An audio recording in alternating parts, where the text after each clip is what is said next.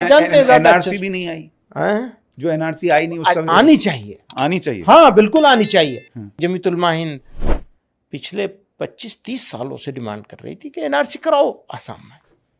अब ये आप पूछ रहे हैं यहाँ क्यों डरेंगे एनआरसी कराने से? बिल्कुल होनी चाहिए, बिल्कुल होनी चाहिए। हाँ बिल्कुल, हम नहीं लेकिन डरते। मैं गया था सर शाहीन आप हमें घुसपैठिया मत बताइए, हम नहीं डरते। किसने बताया? नहीं नहीं, आपको नहीं कह रहा हूं आपको नहीं कह रहा हूं, कहने वालों को। कि ये बात तो हुई दोनों के बयान की, पर एक और बयान चर्चा का केंद्र बना महमूद मदनी साहब का, कि खुल करके कहा कि सीए एनआरसी का समर्थन करता हूं। फिर दूसरी तरफ यही जमीयत उलमाए हिंद है और यही महमूद मदनी साहब हैं कि बड़े बड़ी रैलियां करवा लेते हैं और उसमें बताते हैं कि देखिए साहब, जो सीए एनआरसी के दौरान लड़कों को जेलों में बंद किया गया, हम उनका केस लड़ रहे हैं, जिन लोगों को मारा गया हम उनका केस लड़ रहे हैं। तो ये सिर्फ फिर दिखावा क्या है? तो क्या एक तरफ से कौम को समझाया जाता है कि हम लड़ाई लड़ रहे हैं और दूसरी तरफ से कहा जाता है कि हम समर्थन कर रहे हैं? नहीं, देखिए ऐसा है, उनकी लड़ाई लड़ने की ज़रूरत क्यों पेश आई?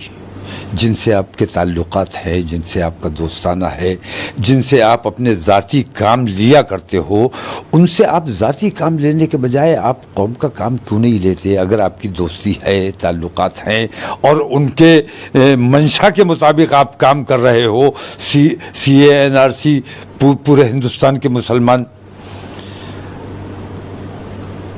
नापसंद कर रहे हैं, आपको उसके खिलाफ आप जो बयान दे रहे हो, इसका मतलब यह है कि डायरेक्शन आपको जहाँ से मिल रही है तो वही तो मुसलमानों के लिए मसाइल खड़े करते हैं। उसी की वजह से आपको अदालत में पैरवी करना पड़ती है। तो अदालत तक ना जाए बात, उसके लिए आप अपने इन दोस्तों को समझाइए कि भाई ये जो आपने तरीका इख्तियार किया इससे हम एग्री नहीं करते।